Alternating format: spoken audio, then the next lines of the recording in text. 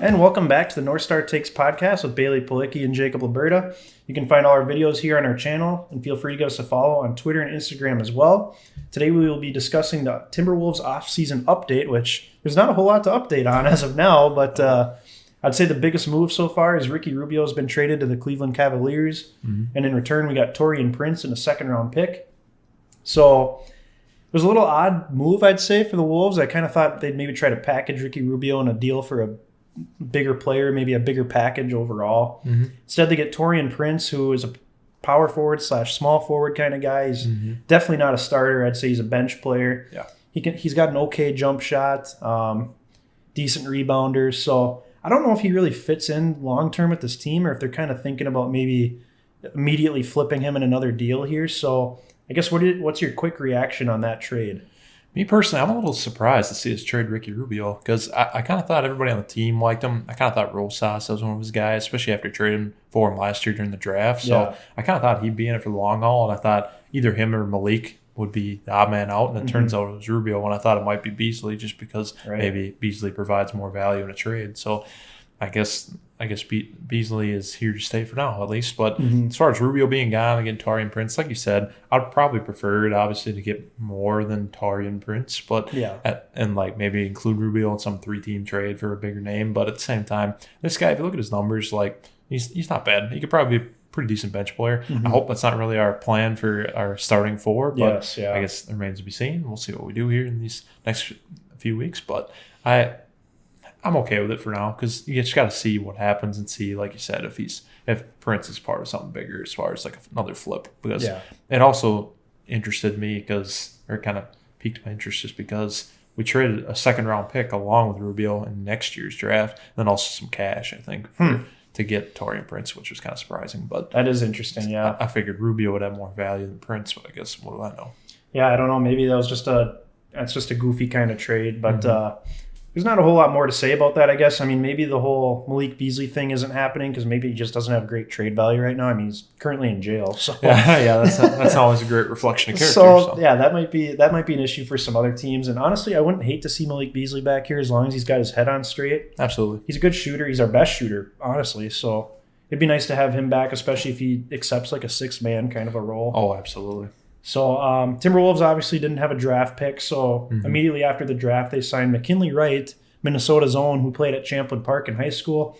Went to Colorado for college, has all sorts of Pac-12 scoring records. Yep, he's coming home. He is, and he's an undrafted free agent, don't get me wrong, but I think this guy's got a legitimate shot to make the team, honestly. He's going to play on the Summer League roster, which does not include Leandro Balmero, by the way, but it does include Jaden McDaniels and Jalen Noel. So those will be two interesting guys to watch. But I think McKinley Wright's got the potential to be the backup point guard of this team. He's a great scorer. He's a little undersized, but I don't know. The kid can play. He's a winner. He's got, great determination, great heart. I just think this was such a smart signing by the Wolves to be able to get him and to have him in their system. Maybe he'll play at Iowa for a while, but it'll be interesting to see what they do with him here. What are your thoughts about just the way that all shook out and maybe looking at the Summer League roster? Yeah, I really like McKinley Wright. And like you said, we didn't have any draft picks, so I honestly didn't even watch a draft. But but to be honest, McKinley Wright, when you were texting us, like as the draft was getting down to the end, it was like he was still there, and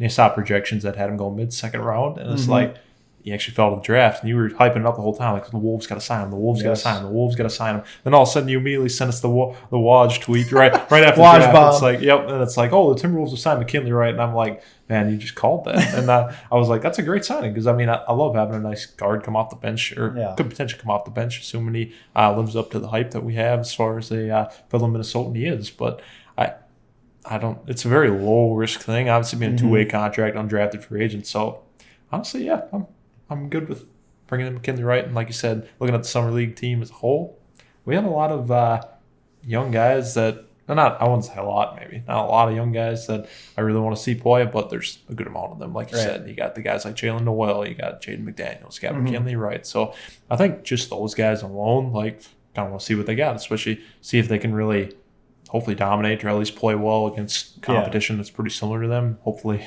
worse than them. So, and see if Wright could battle for a spot right on this Wolves roster. And if not, like I said, maybe he could end up in Iowa and then come up fairly soon. So that'd be fine with me too. But all in all, I'm pretty satisfied with this McKinley Wright signing. Yeah, I am too. And I think I saw a quote from Chris Finch, I believe. He basically said, like, we're going to let Jaden McDaniels just dominate the ball in the summer league. So why not? Which I think that's the move. I mean, just try to develop this guy, because if this guy can turn into a really good player, you really have something on your hands here with Ant and him and Cat and D'Lo. Maybe you keep Malik Beasley. I mean, that's 5 solid players right there. Well, let's eat. If you can just build a decent bench around him, which you already have Naz Reid, who's pretty good. I guess maybe Malik Beasley would be coming off the bench. Balmero, potentially. Mm-hmm. And then maybe Jalen Noel takes a step, or I saw reports that they're trying to get Jordan McLaughlin and Jared Vanderbilt back. Yeah, I'd love to bring back those guys too. Yeah, those are good energy players. So it'll be interesting to see what they do with those guys. But before we wrap up quickly here, do you think they're going to make any moves here coming up, or do you think they're done?